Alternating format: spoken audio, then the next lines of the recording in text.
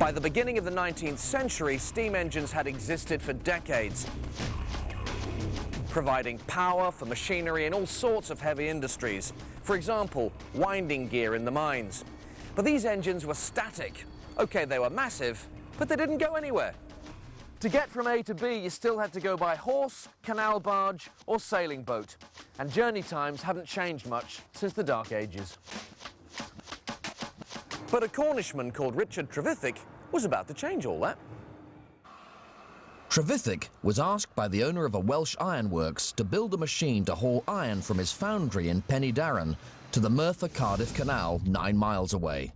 The roads were terrible, so Trevithick proposed driving the steam-powered machine on rails. And this was it, the barking, bonking mad Penydarren, named after the ironworks itself. The secret's here, the boiler. In a standard steam engine, the boiler worked like a kettle. It was just a big container of water with fire underneath, producing steam at low pressure. Now this system is very different. Unlike the kettle, the steam is at high pressure, very high pressure, and packs a lot of power. The heat from that fire passes down a pipe. Heat from the pipe heats the water, makes the water boil, steam is produced. That steam passes into the cylinder here, which drives a piston. That piston, via this connecting rod and this series of cogs, drives the wheels. High-pressure steam let a small engine pack enough punch to drive itself along. That was the big breakthrough that got steam engines mobile. But here was the final stroke of genius. Once the steam had done its work, Trevithick channeled the exhausted steam out of the cylinder along this pipe here and up out of the chimney, drawing more air into the fire, which increased the temperature. Giving even more power. Oh, it's utterly, utterly mad. It's all engine and I love it. Anthony, open the regulator and let's go! It ran for the first time 200 years ago, in February 1804. Feel the G-force! It reached about 3 miles an hour generally, and that is faster than walking pace, believe me. This huge, great flywheel on this side here helps balance out the stresses to make the ride a lot smoother. This is actually a replica, as the mad 3-mile-an-hour original only ran a few times. It weighed a staggering 7 tons and broke the cast iron rails it ran along. But it was a start. It was George Stephenson and his son Robert who got some serious speed out of a steam engine. George set up the world's first locomotive factory in Newcastle, and in 1829 Robert built their most famous steam locomotive. I give you the rocket. And already you can see some of the changes from Trevithick's crazy Penydarren. On the outside, there are 2 huge pistons inclined at an angle of 35 degrees, giving more drive to the wheels. But it's inside the boiler that rocket's so different from its predecessor. Now on Trevithick's Penydarren, there was a single large pipe running from the firebox through the boiler to the chimney, whereas on Rocket there are lots of smaller pipes transferring heat to the water in the boiler. These tubes heat the water in the boiler, creating the steam under pressure that goes up into the dome and then down that central pipe, driving the pistons here in the cylinders. So all this extra heat and heat transfer and pressure and... All this extra heat transfer increases the boiler's ability to create steam. And more steam pressure to the cylinders meant more power. A loco's power is measured in how many pounds of weight it can theoretically pull. Rocket was rated at a mighty 1,400 pounds. Power meant speed. Roll up, get your tickets for the Rainhill Trials, the world's greatest spectacle of thunderous smoke-belching machines competing over a 35-mile track. The winner to receive the princely sum of £500. 10 locomotives entered, only 5 turned up, and by the third day, Rocket was the only loco left in the competition.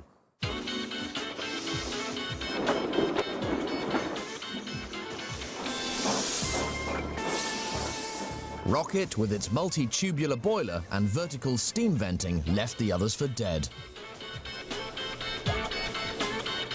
On one run, it reached the unheard-of speed of 29 miles an hour, a speed some physicians had postulated would kill you.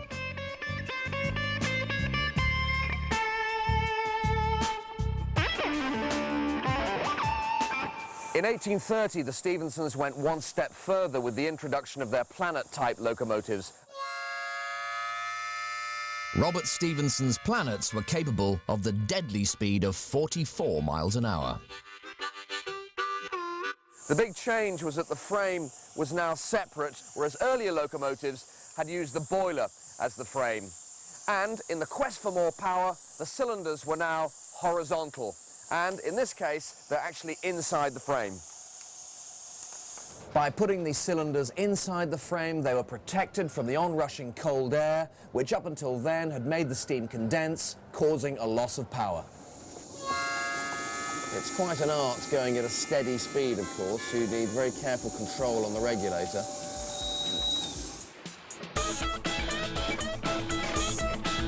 The Stephensons had perfected the basic design for getting power and speed out of a steam loco.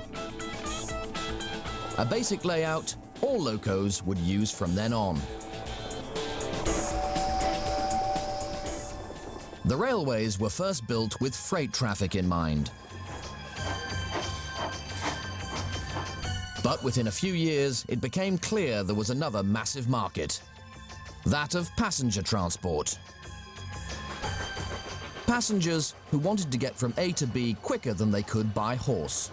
Indeed, from A to B as fast as was humanly possible.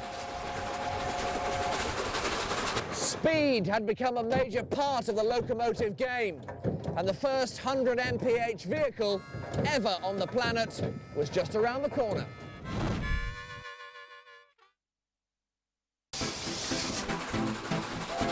Steam trains had revolutionized travel, reducing journey times from days to hours. But still, the great railway engineers raced to make their engines go even faster. When Trevithick built the first steam locomotive, he put it on a track 4 feet 4 inches wide, the standard gauge used for pony-drawn rail wagons in the mines. Stephenson added another 4.5 inches to improve stability going round corners. 4 feet 8.5 inches. But in the 1840s, someone had bigger ideas.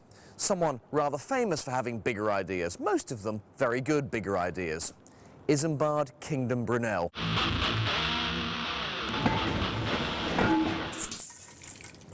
Look at that, 7 feet apart. Brunel reckoned that a wider track would make for a more stable train. But a wider track also meant you could have a bigger engine. And a bigger engine meant a bigger boiler. And what do bigger boilers mean? More power.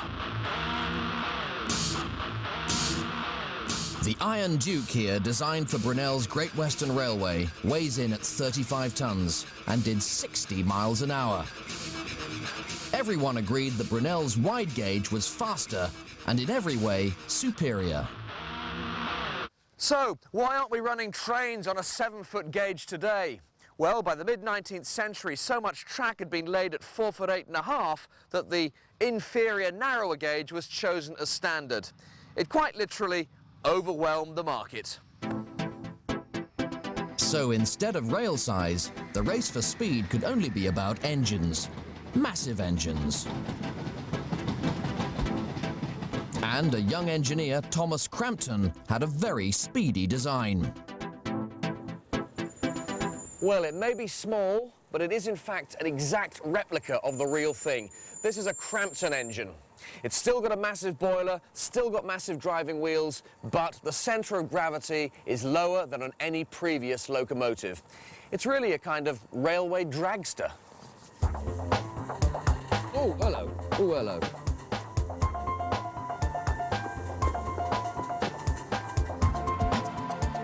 The Cramptons were real speed merchants of their day. They could achieve speeds up to 90 miles an hour, but they were never very popular in Britain. This is mainly because the driver standing here was positioned right over the rigid driving axle. Made life pretty uncomfortable for him. But it didn't worry the French. Sur le continent, the Cramptons really took off. Prenons le Crampton was the cry from the platforms. 90 miles an hour for the Crampton, an ungodly speed to travel at. And it would be decades before another engine went significantly faster. And this is it.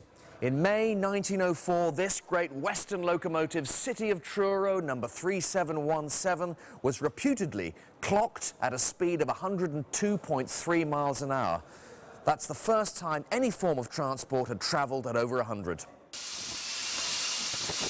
100 miles an hour, an incredible speed. And what's amazing is that this engine hadn't changed much from Stephenson's original design 50 years earlier. So what made this loco so special? It all boils down to the builder, George Churchward. In an age of intense rivalry, attention to detail was the key to keeping ahead of the competition. And Churchward was obsessed with detail. Churchward was a man who liked to get his hands dirty. He was the engineer's engineer. His genius was to take the best ideas from all around the world and cunningly adapt them for use on his own engines, with great attention to detail. Look at these shoulders sticking out from behind the boiler. They're there because this locomotive, City of Truro, has got a bell-pair firebox. Invented by the Belgians. It's this shape. Wider at the top, which gives more room for the steam, which ultimately gives more power. It generated a pulling power of 18,000 pounds, 13 times that of Stephenson's rocket, with the boiler operating at a staggering 225 pounds per square inch. But even with such a high-tech machine, getting maximum speed out of the engine still came down to the skill of the fireman and the driver. On the footplate here, the fireman and the driver learn to read the messages that the engine is sending them. For example, you look out the front window and you see that the steam from the chimney is too white. That means more coal is needed on the fire. Because when coal's burning properly at its most efficient, then the steam should be actually darker coming out of the chimney. The idea is to try and get all the coal spread evenly throughout the firebox. So you should really start by throwing the coal as far forward as you can and then bringing it back towards you. But the real trick, the real skill is to get the coal into the corners, down there and down there. That's what I'm going to try and do now. Of course, putting it in the corners means you've got to linger a bit longer with your hand near the firebox. Quite hot.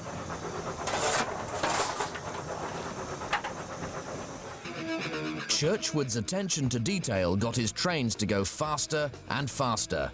He was a man obsessed who lived for engineering, but in the end his obsession carried a terrible price. Churchward loved being on the shop floor, but he just didn't know when to hang up the spanners and walk away. After he'd retired, he would often come back and potter around the engine sheds. And on the morning of the 19th of December 1933, he was run over by a locomotive and died. But Churchward was around long enough to witness the unveiling of this masterpiece, this god of the transport world, this words really are not good enough to say how wonderful this machine is. It was built in 1932 by the London North Eastern Railway chief engineer, Nigel Gresley. These engines would make their designers as famous as film stars.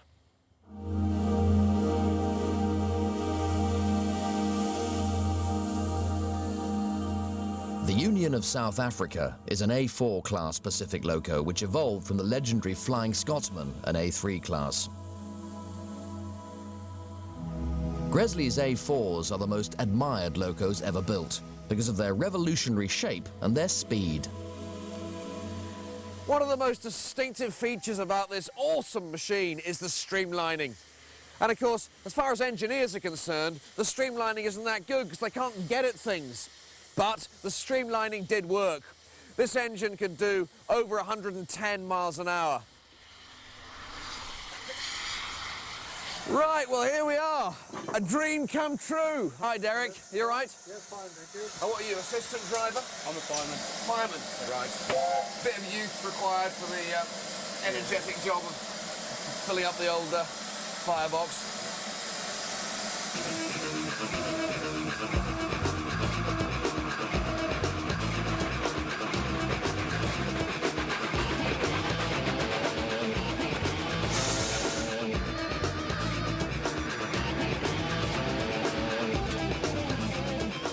It's a living thing. But the glow of the firebox there, flames licking out of the firebox, all the gauges, steam coming in through the roof. It's thoroughly exciting, and words can't really express just how exciting it is. Nigel Gresley built the A4 with speed in mind. It could do the run from London to Edinburgh in 6.5 hours. The streamlined shape made a difference, but it was only half the story. The other key to speed lay deep in the heart of the loco. Here, Gresley had smoothed all the kinks and bends out of the steam pipes so the steam could flow more easily and retain more power. Coupled with a high-speed kill-chap exhaust system, it generated a massive 36,000 pounds of power. Twice that of Churchwood's city of Truro. In a tunnel, in a steam locomotive, on the footway. Spectacular.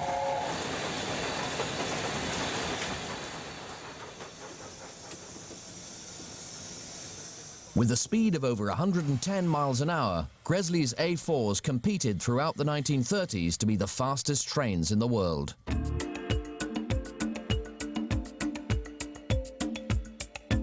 The main opposition was the LMS rail company, the London, Midland and Scottish, operating the West Coast route to Scotland. Pride of the LMS fleet were the Coronation-class engines designed by William Stanier.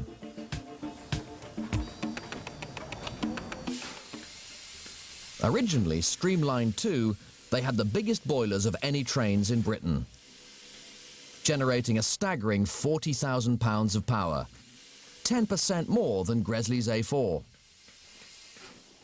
On June the 29th, 1937, a Coronation took the world speed record, doing 114 miles an hour Down Madeley Bank. It was going so fast that all the crockery in the dining car smashed as the engine struggled to stop at Crewe Station. But within a year, a Gresley A4 was to take the record back. This Gresley A4, Mallard.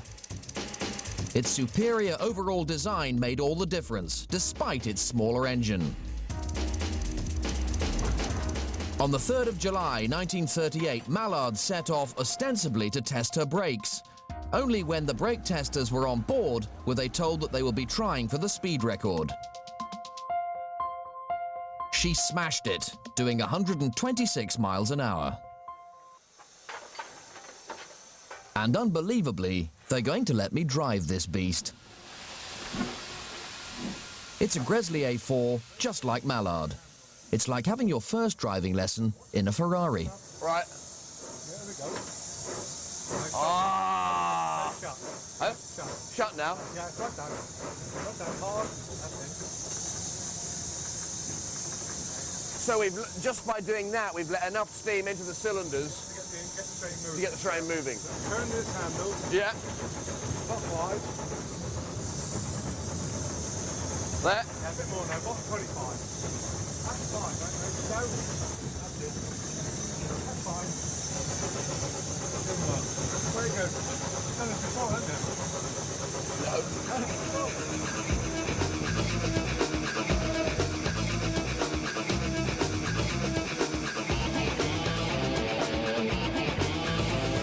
That's the brake, whenever we need it, regulator, and this is, in effect, the gearbox. We're going to pass an SW sign now, which means sound the whistle. There's the sign, here's the whistle. When this A4 was built, it took you the best part of 15 years to qualify as a driver, progressing through engine cleaner, apprentice fireman, fireman, then apprentice driver, before finally getting your license. SW, sound the whistle, a lot to think about. For the record-breaking run of 1938, a specialist driver was brought in, Ted Duddington. He had a reputation for being able to drive engines hard, and he did. In the process of reaching 126 miles an hour, the train broke, with the big end overheating. But it was worth it. Gresley's Loco now had the record. Hard work. Imagine doing this from London to Edinburgh. And imagine what it must have been like during that record-breaking run of 1938, the firemen shoveling like mad to maintain the perfect pressure in the boiler.